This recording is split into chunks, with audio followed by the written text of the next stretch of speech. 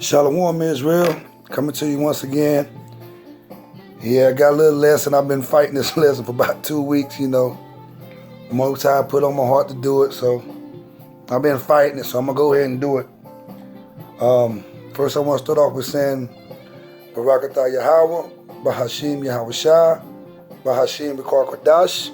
I'm going to give double honors to the gatekeepers of Yasharahla Israel, which will be the apostles of Great Millstone, starting with the head apostle, Apostle Tahar. All right, and I just want to get into this. This right here is called How a Woman Will Be Saved.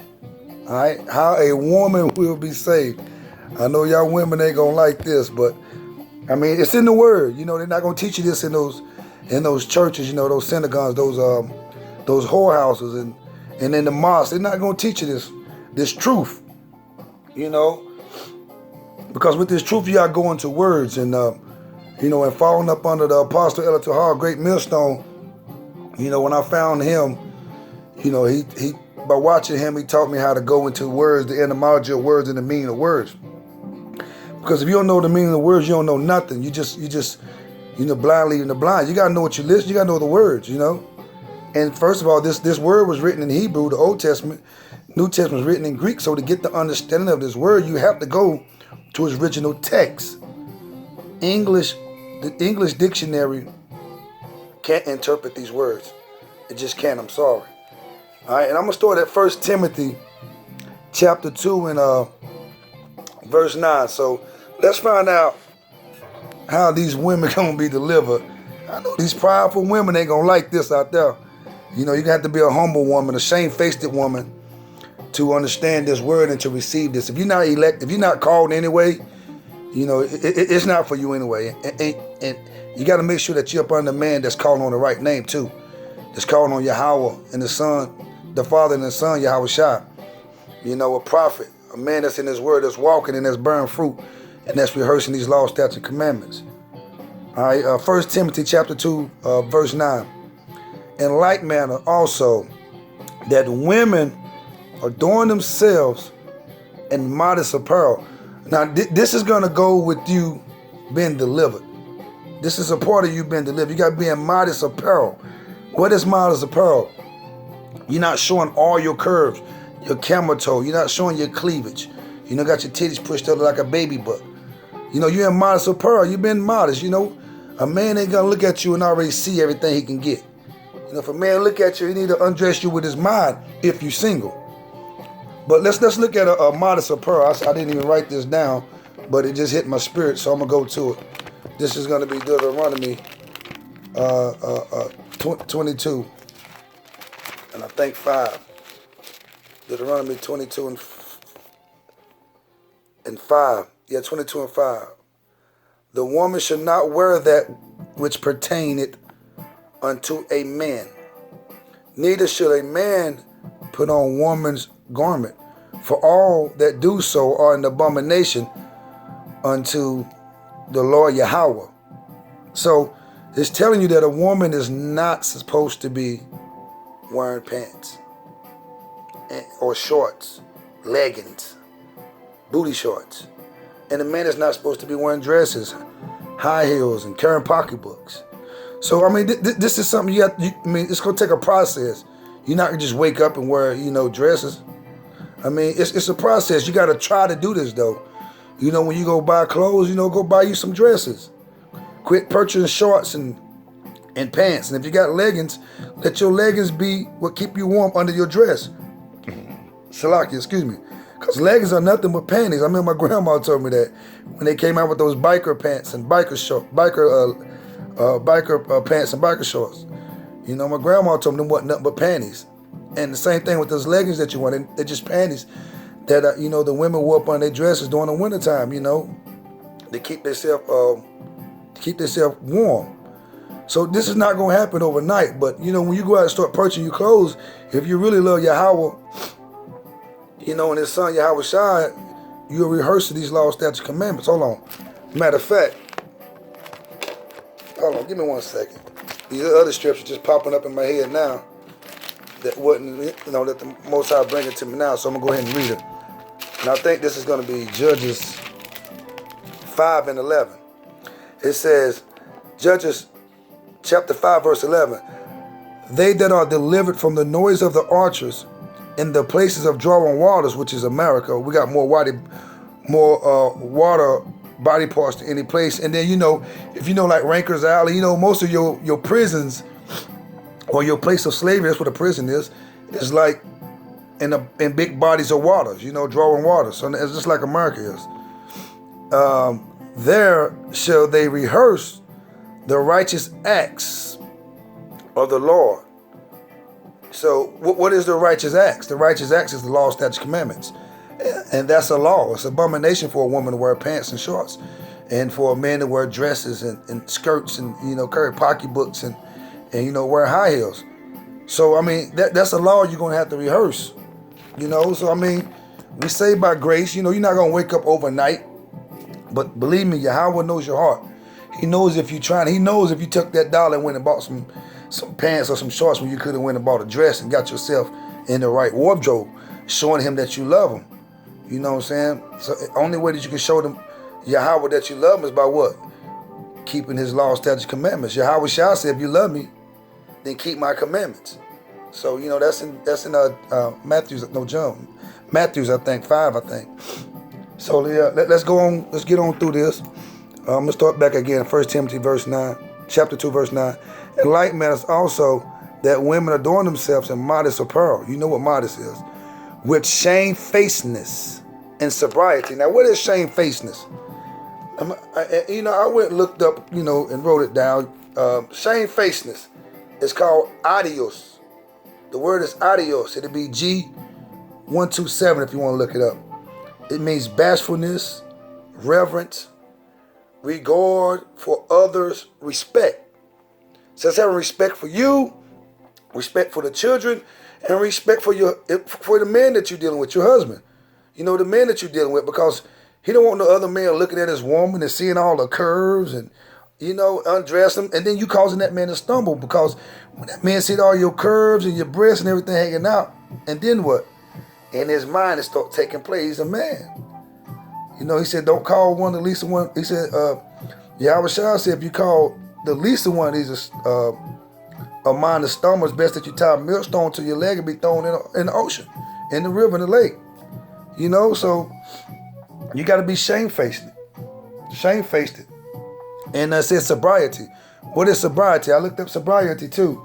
Sobriety is just self-control or soundness of mind. You know what I'm saying? You got self-control over yourself. Okay, verse 10. But which becometh women possessing godliness. So that, which becometh women possessing godliness, that means, you humble, and you shamefaced. You trying your best to be obedient. You know what I'm saying? You bringing your man glory instead of dishonor. Verse 10 again.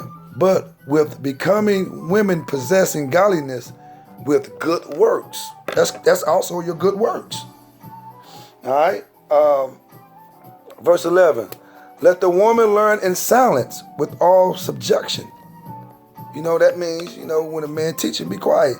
Most of the time, if you just listen, all your questions are going to be answered anyway. Because Yahweh know what you need to hear. And he's going to give it to that prophet. He's going to give it to the prophet to give to you. All right.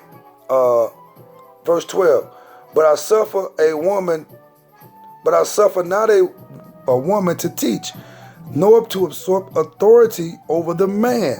So a woman can't teach or have authority over a man. Because when a woman have authority over the man, then you mess up the guy here. You know what I'm saying? You mess up the order. It's a chain of command in this thing. You mess up the order of the way the Most High have things. As a matter of fact, let's go into the order. Matter of fact, let me use this. Let's go into the order right quick. We're gonna go to 1 Corinthians. Let's see the order. 1 Corinthians 11.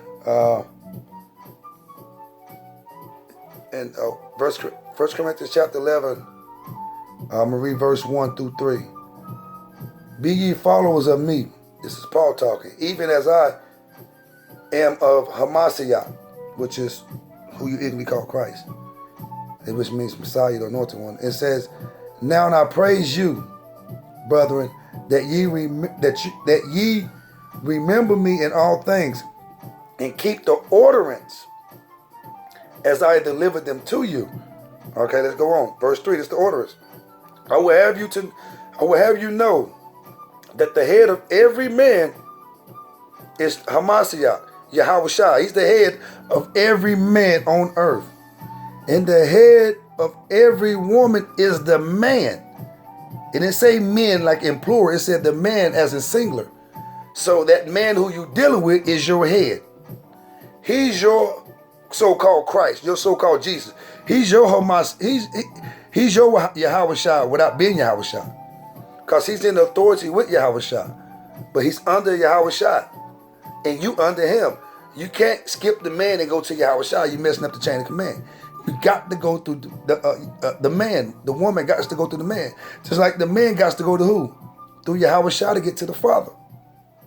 All right, it says, and the head of the woman is the man, and the head of the Hamashiach is Yahweh. So in the head of Yahushua is the Father, Yahweh. It's the chain of command, Yahweh, Yahushua, man, and then woman. That's the chain of command. You like if you know the military, you can't like skip command. Even at your job, you can't skip your line lead and go straight to your manager, or skip your manager and go straight to your general manager. You can't do that. So chain of command, if you do, everything you said is void. I was a general manager for Chipotle for 3 years. So I know how the chain of command go. All right, so that's what you got to keep that chain of command, because believe it or not, Sarah called what? Abraham what? Lord. Why did Sarah call Abraham Lord? Because he was her master. He was master over Sarah. See, this, I'm always going to this where I can. 1 Peter chapter 3, I'm going to start at verse 5.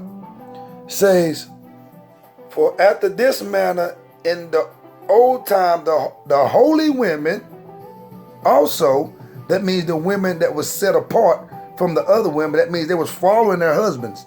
They was in line with their husband. Their husband was in line with the Messiah, with Yahweh. All right? Who trusted in Yahweh or adorned themselves.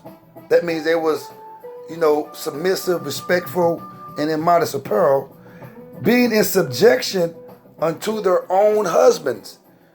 That means they fell up under their husbands. They was in subjection to them.